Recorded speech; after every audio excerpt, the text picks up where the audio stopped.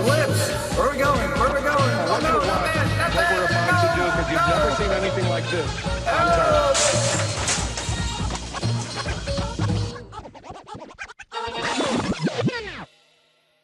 You may already be aware that there's a third-party debate taking place right here on Monday night.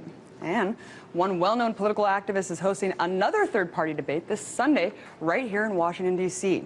That activist is perennial presidential candidate Ralph Nader. And his message is clear: out with the old and in with the new. New political direction, that is. So to talk about the desperate need for a third-party voice and breaking out of the lesser of two evils mentality, I'm joined by the third-party guru himself, Ralph Nader, former U.S. presidential candidate and author of many best-selling books, including most recently The 17 Solutions, Bold Ideas for Our American Future. Ralph, thank you so much for coming on. Thank you. Great fan. So at this point, we're merely just a few days away from the presidential election. You've always known the two-party system is a sham. Now that Obama's been such a failure in his presidency, bringing forward any progressivism whatsoever, do you think people are starting to wake up to the two-party dictatorship?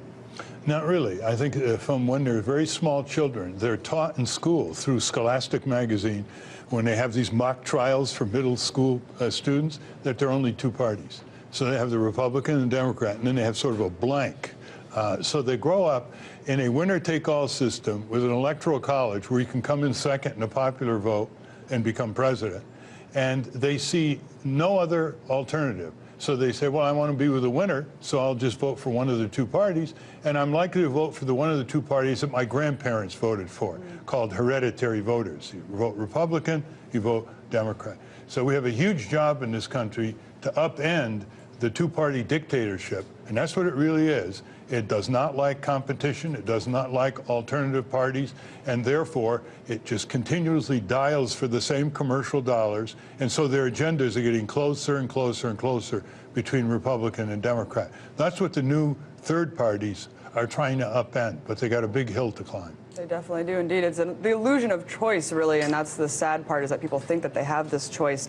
And as you said, the two parties' ideologies are essentially mirroring each other more than they ever have been. I mean, something that I've always found interesting, Nixon is regarded as this conservative. He was really implemented much more progressive ideals or policies than Obama has. And Obama's lionized as this progressive. Yeah. I mean, he's really done nothing progressive. Do we have a problem in this country with giving blind allegiance to a party that we don't even see reality anymore? Well, both parties are really one corporate party with two heads wearing different makeup. They dial for the same dollars from Wall Street. They cater to the same commercial interests to repress the minimum wage in this country. There are 30 million workers in this country that are making less in inflation-adjusted wages than the workers made in 1968, when the economy was half and worker productivity was half what it is today. Obama won't stand up for 30 million workers. Romney won't stand up for 30 million workers. What are they there for? That's just one example. Majority of the people want full Medicare for all. Everybody in, nobody out, free choice of doctor and hospital. Both parties are against it. The majority of the people, conservatives and liberals, want cracking down on corporate crime, Wall Street to Houston, and the abuses that are in the mainstream press. They won't even raise the issue of law and order for corporate crime. So these are just some of the examples whereby the American people, who are supposed to be sovereign in the Constitution, we the people, is the preamble, are basically shut out, excluded, disrespected, dismissed, underpaid, underinsured, and flattered into acquiescence because they're told, forget it, there's only two parties, you either choose or you stay home, instead of having a binding none of the above, the way Leningrad and St. Petersburg actually had. After the demise of the Soviet Union. They had a binding none of the above, so you could go to the polls and vote no to all the candidates.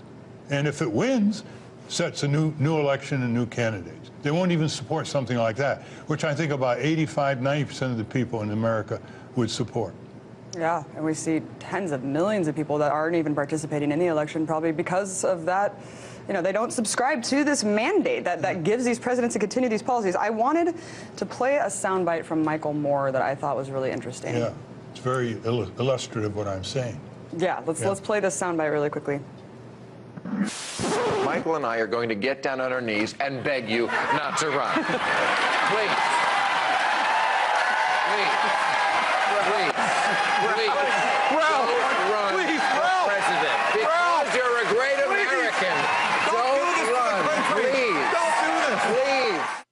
it's so interesting because 4 years prior to that, I remember Michael Moore, your rally saying the lesser of two evils is still evil. I mean, what happened? And he's saying, you're a great American, don't run, Ralph. What happened?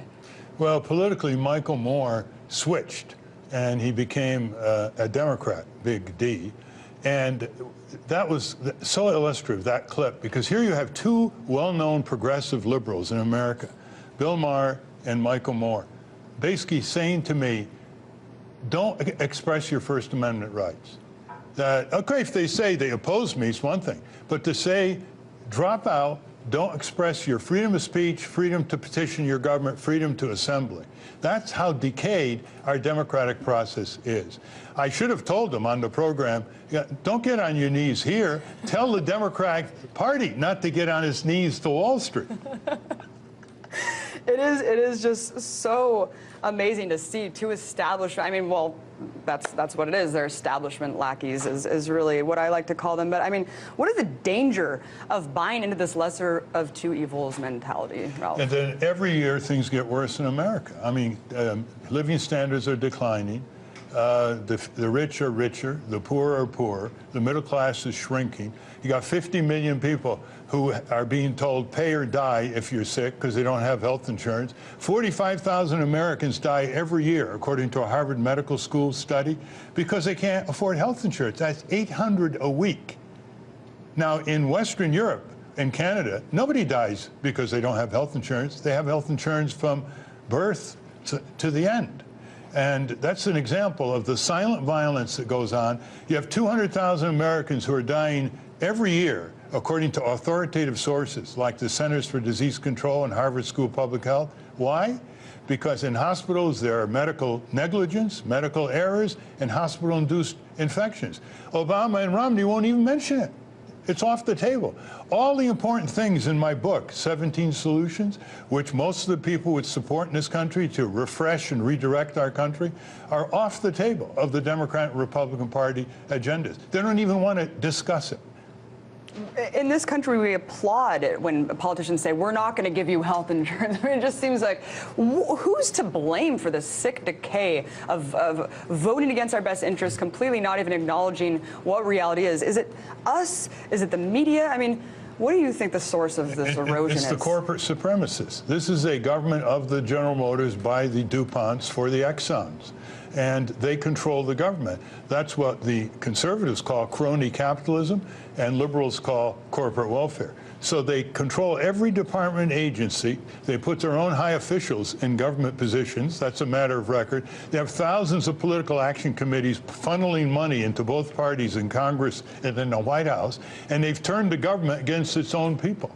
So we have to, in effect, reassert the sovereignty of the people by community economies, electoral reforms, and basically saying to people, you want to hand anything worthwhile to your children or grandchildren, even just a decent standard of living, you're going to have to spend more time every week on your citizen duties and on your political responsibilities. And it only takes 1% of the people who are really active, spread throughout all congressional districts, having the majority of the people behind them quietly to turn the country around. If you turn Congress around, 535 people who put their shoes on every day like you and I, you can turn the government around, and you can make corporations accountable, make them our servants, which they were supposed to be when they were chartered 2 centuries ago, instead of our masters. Well put. Your huge thing's consumer advocacy, obviously. You were responsible for mandating cars to put airbags in, Ralph. I mean, what is the danger of having corporations regulate themselves? Well, because they will regulate themselves in a way where they can get away with anything. Basically, we need law and order for corporate crime, fraud, and abuse.